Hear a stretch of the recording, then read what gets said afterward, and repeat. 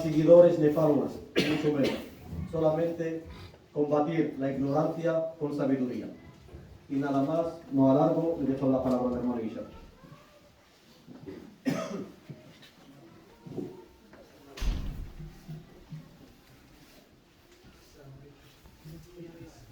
Buenas tardes. Assalamu alaikum. La paz y las bendiciones de Allah sean con todos vosotros. Es un placer estar aquí con todos vosotros en esta tarde.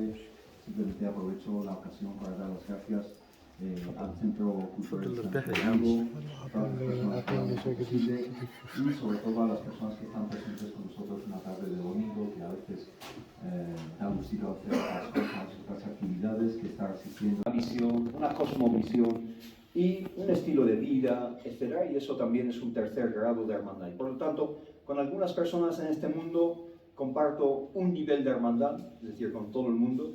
Con algunas personas comparto dos niveles de hermandad, que son humanos, pero también comparten conmigo una fe, una creencia, etc. Y con otras personas que son mis hermanos y mi hermana, comparto con ellos tres niveles de hermandad, por así decirlo. Bien. Yo sí que estoy aquí para intentar, dentro de mis limitaciones, explicar un poco lo que significa el Islam. Quizá el Islam hoy en día sea una de las religiones, por así decirlo, más mencionadas, más debatidas, más analizadas, diseccionadas en el mundo.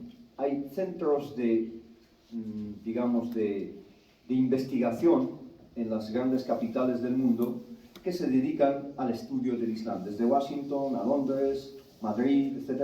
Hay centros, think tanks que se llaman, que se dedican solo a estudiar qué es esto del fenómeno del Islam y en qué creen o cómo piensan, cómo se comportan, etc. los musulmanes de todo el mundo. Como si todos pensásemos lo mismo, comiésemos lo mismo, todos los musulmanes en Indonesia y en la India, etc. comen couscous también, que todos nos comportamos de la misma forma, etc. Esa es una visión muy equivocada del Islam. El Islam es gracias a Dios, es una de las religiones más diversas del mundo. Si os pregunto cuál es el país con más población de musulmanes en este planeta, pues vamos a hablar del top 10, ¿no? Del ranking de los países más poblados en el mundo islámico. Vamos a hablar de países no árabes. Muchas veces musulmán es moro, musulmán es árabe, musulmán es marroquí. Es una visión provincial. No salimos de nuestro barrio, de nuestro, digamos, círculo más cerrado. Si vemos a nivel global el Islam, el país más poblado en el mundo islámico es Indonesia, con 250 millones de musulmanes. No hablan árabe, hablan otros idiomas, entre los cuales está el malayo y otros idiomas. El segundo en ese ranking es la India. La India, por supuesto, mayoritariamente no es musulmana, sino que es hindú y otras religiones. La India tiene cientos de religiones. La segunda religión más grande de la India es el Islam, con 200 millones de musulmanes en la India. El tercer país más poblado del mundo islámico es Pakistán. Pakistán tiene unos 170 millones de habitantes, no hablan árabe, hablan urdu. La India, por supuesto, me olvidé de decir que hablan muchos idiomas, entre los cuales están el hindi, el gujarati y otros idiomas. Si hablamos del cuarto país, pues hay casi un empate entre quizá Turquía, Irán, también Nigeria, no hay que olvidarse de ella, con una población inmensa de musulmanes. En Nigeria hablan otros idiomas, en Turquía hablan turco y en Irán hablan persa. Y por lo tanto, ninguno de esos países más poblados del mundo son árabes. Esos paralelismos que hacemos realmente están marcados por factores históricos, factores sociales, etcétera, que nos dan una visión muy equivocada de lo que es el Islam. Por lo tanto, yo soy un poco malo con las presentaciones y tal, pero voy a intentar simplemente guiarme con unos puntos esenciales que me gustaría tratar, porque si abrimos, digamos, la presentación a muchos otros puntos, vamos a gastar todo el tiempo, porque del Islam podríamos hablar aquí semanas y meses, porque es una religión milenaria.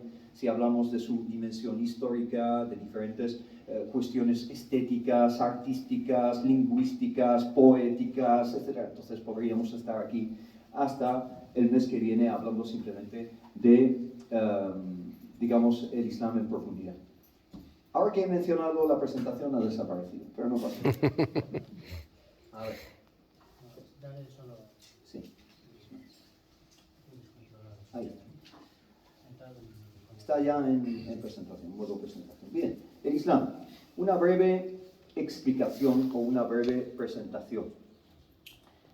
Muchas veces cuando hablamos de Islam, algunas personas también lo que hacen es un paralelismo, una atribución al Islam de visiones de otras religiones. Hacen una proyección de lo que ellos entienden por religión. La persona habla desde su experiencia personal, desde su entorno, y por lo tanto, si vives en la India, proyectas unas religiones distintas al Islam, quizá el hinduismo o el budismo, etc. Si vives en España, España tradicionalmente ha sido y lo sigue siendo en gran medida un país mayoritariamente católico, cristiano, y por lo tanto vas a proyectar ciertas ideas preexistentes a el Islam. Y el objetivo de esta presentación es intentar romper esas proyecciones preconcebidas de ideas preexistentes acerca del Islam. Sí que, por supuesto, el Islam va a tener muchísimos contactos o puntos de contacto con las diferentes religiones, con el cristianismo sobre todo, también el judaísmo, y sin ir más lejos, el budismo y el hinduismo, pues también hay ideas que son bastante parecidas con esas religiones. Pero la palabra religión, desde el punto de vista islámico y sobre todo desde el punto de vista lingüístico, es una palabra muy debatible, si esa palabra es aplicable a el Islam. Y eso lo vamos a tratar más adelante, ver algunas palabras que usamos de una forma muy, digamos, poco concienzuda y cuestionar esas cosas. Una palabra que a mí me preocupa mucho, ya que vamos a empezar hablando del concepto de creación desde el punto de vista islámico. Porque este concepto de la creación va a arrojar su luz o va a tener unas consecuencias en nuestra visión o cosmovisión desde el punto de vista islámico. Si hablamos de la cosmogonía del Islam, es decir, cómo vemos la creación del universo o el surgimiento de esta realidad, de esta existencia, pues vamos a ver algunas cosas que quizá están presentes en el cristianismo, en el judaísmo, etc., pero de una forma, desde el punto de vista islámico, poco adecuada, poco idónea. Y la primera palabra que me gustaría tratar es la siguiente, que es la palabra yawm, la palabra día. En el cristianismo, creo que es en el Génesis, ¿no? Se habla de cómo Dios ha creado el mundo en 6 días, ¿no? Esa es una mala traducción. O sea, así de crudo. Es una mala traducción. Porque se traduce del hebreo la palabra yom, del hebreo, que es la misma palabra en el Corán, en árabe, que es yawm, ¿no? Y esa es una palabra polisémica, que tiene diferentes acepciones.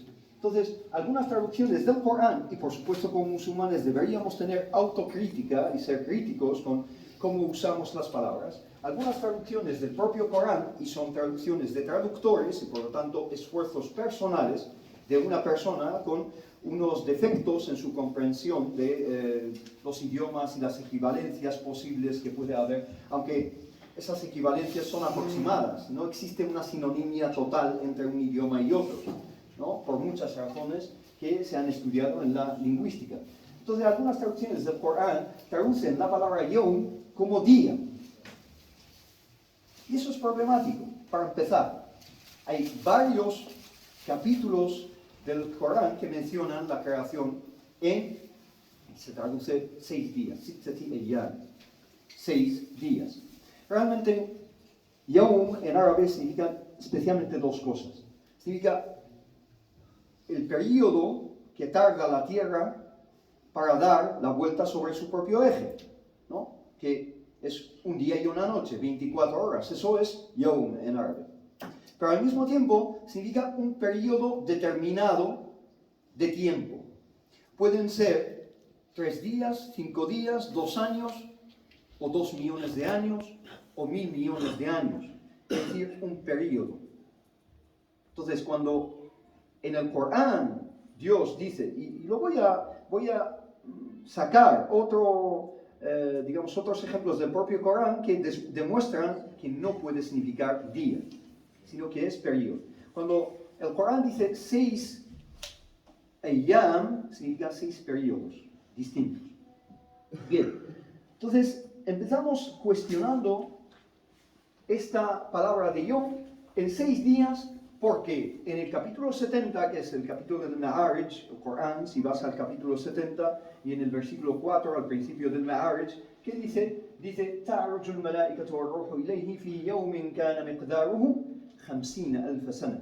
Dice, los ángeles y el espíritu en el Corán, el Ruh, significa el arcángel Gabriel, ¿no? Que luego es deificado en el cristianismo y hay una línea cronológica que demuestra que hay ciertos personajes de la Biblia que con el paso del tiempo y con los diferentes concilios que se produjeron en diferentes puntos de la tierra, especialmente en Egipto antiguamente, en Palestina y en Turquía, por ejemplo, concilios, es decir, reuniones de obispos y arzobispos a nivel del cristianismo, se fueron fraguando diferentes creencias, sin ir más lejos, como la Trinidad, especialmente a partir del año 325, con el concilio de Nicea, después de la muerte de Constantino I, el emperador romano.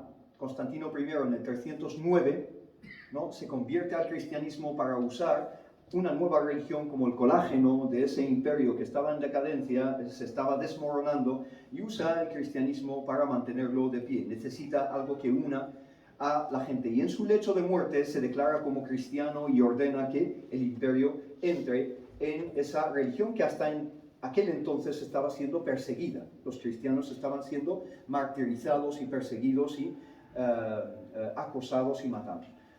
Justo después, 15 años aproximadamente después, se convoca el concilio de Nicea, 325, y ahí se sacan ciertas recomendaciones, por así decirlo, o al fin y al cabo ciertas decisiones. Una decisión es el credo niceano, que es el que tenemos hasta hoy en día, que declara que Jesús pasa a ser parte de la Trinidad, también el Espíritu, que es el arcángel Gabriel, ¿no?, que se manifiesta en el Evangelio, en diferentes sitios, especialmente en Mateo, etc.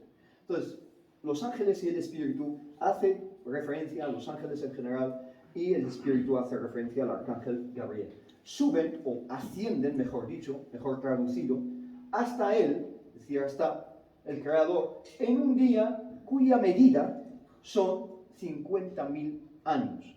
Y eso indica la relatividad del tiempo. Hay muchos otros pasajes del Corán que hablan de que el tiempo es relativo. Otro pasaje habla de que un día para Dios es como 1000 años de lo que vosotros contáis. Es decir, el tiempo es diferente según la perspectiva. Desde una perspectiva humana lo experimentamos de una forma, y realmente la astrofísica hasta hoy en día no ha podido contestar qué es el tiempo. ¿Qué es el tiempo? ¿No? ¿Por qué el tiempo es unidireccional? Sigue solo hacia adelante. ¿Por qué no podemos volver en el tiempo, etcétera? Entonces, hay muchas teorías acerca de este tema, pero no quiero entrar en ello. Entonces, esto demuestra que la palabra yom, que se traduce como día, aquí, lo he copiado directamente, no puede ser día, porque justo después dice, son 50,000 años, es periodo. Un periodo equivalente a 50,000 años. Bien, y en 6 días también tenemos aquí, lo he subrayado o lo he puesto en rojo, realmente vuestro Señor es Allah. Luego os voy a explicar qué significa la palabra Allah, porque la gente escucha Allah y dice, Allah, ¿de qué estamos hablando? ¿Un Dios distinto? ¿El Dios del mal? ¿El Dios de los truenos? ¿De qué estamos hablando aquí? Luego lo vamos a explicar de una forma bastante simple y que demuestra clarísimamente de qué estamos hablando. Realmente vuestro Señor es Allah, quien creó los cielos y la tierra, es decir, el universo. Cuando se dice en el Corán los cielos en plural y la tierra, significa la creación, el universo en general. En 6 periodos, 6 días, ¿no? Se traduce ahí, pero lo he cambiado yo por 6 periodos, porque solo esa es la traducción posible. luego se asentó en el trono. Realmente no tenemos en el Islam una visión antropomórfica de Dios. Esto es muy importante, muy importante. En muchísimas religiones se tiene una visión antropomórfica de Dios en el sentido que se arroja sobre el concepto de Dios conceptos humanos. Es decir, Dios es un Señor que está sentado en un trono, hay unas representaciones de Dios. En el Islam no existen representaciones de Dios porque para nosotros el Creador, Dios, está más allá del tiempo y del lugar. No puede ser imaginable, incluso la concepción humana es limitada. Cualquier cosa que te puedas imaginar, Dios es distinto a ella. Esto es una frase muy importante que dice uno de los compañeros más importantes del profeta Muhammad, que la paz sea con él, que dice: "Kullu ma khatara bi balik, fallahu ghayru dhalik". Cualquier cosa que se te ocurra, Dios es distinto a ella. ¿No? ¿Dios qué es? ¿Un unicornio? No sé qué. No, es distinto a ella. ¿Por qué? Porque incluso lo imaginable, un unicornio, que no es real, creo que no es real, y es imaginable, sí que nos imaginamos un unicornio, es una amalgama de cuestiones que son reales. A algo imaginable le hemos puesto distintos elementos de otras cosas reales. Las alas de un ave, el cuerno de un animal cornudo que tiene un cuerno, y luego las patas a lo mejor de un caballo, etc. Entonces es una amalgama de cuestiones reales que se pueden imaginar. Dios no es ni siquiera imaginable. Y el Islam consiste en darse por vencido en ese esfuerzo innato en el ser humano. Sí. Pues decía que, bueno, ocurrió pues eso y entonces me fui a Alicante a trabajar y tuve contacto con la iglesia protestante bautista. Estudié y practiqué este tipo de cristianismo profundamente. A los 6 meses me aparté porque, bueno, me había ciertos aspectos decepcionado. Posteriormente, ya de vuelta aquí en Vigo, investigué y practiqué también el budismo zen. Es, digamos, la meditación más exigente, horas sentado en silencio, siguiendo simplemente el ritmo de la respiración. También tuve experiencias con un chamán del Amazonas, practiqué el Reiki, hice constelaciones familiares, estuve en un retiro en un templo budista zen en Valencia, estábamos toda la semana en silencio, en meditación. Pero también tuve una etapa de agnosticismo, incluso algunas fases de ateísmo. Todo ello siempre acompañado de la lectura de múltiples libros, tanto de filosofía, religión, psicología, autoayuda, historia. Digamos, pero de todos, tanto teoría como práctica, aprendí muchísimo. Han sido como etapas en la vida, como referentes que me han ido aportando conocimiento, como eslabones de una cadena. En todos estos caminos hay una espiritualidad de fondo, pero que muchas veces es distorsionada y manipulada por otros humanos en su propio beneficio. Y cuando te abres a la vida, cuando estás receptivo a la realidad, esta te sorprende y te regala perlas de sabiduría. Podría decirse que yo era como, perdonadme, que yo era como un campo fértil esperando la semilla adecuada para que brotara el fruto. Pese a mi cambio, nunca me había llamado la atención el Islam. El mensaje anti-Islam que hay en España, yo también lo llevaba dentro. Simplemente recordad que uno de los pilares de la identidad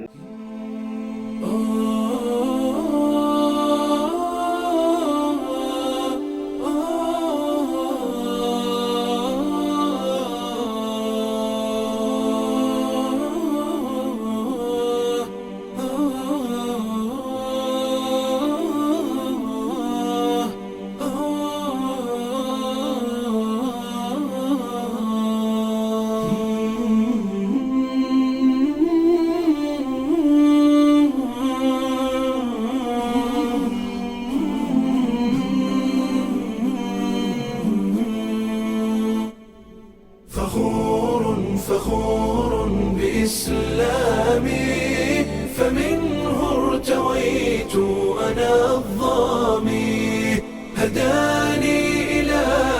بعيد العمى لدين عظيم هو السامي، لدين عظيم هو السامي. فخور بإسلامي فمنه ارتويت أنا الظامي. هداني إلهي بعيد العمى لدين عظيم هو السامي، لدين عظيم هو السامي.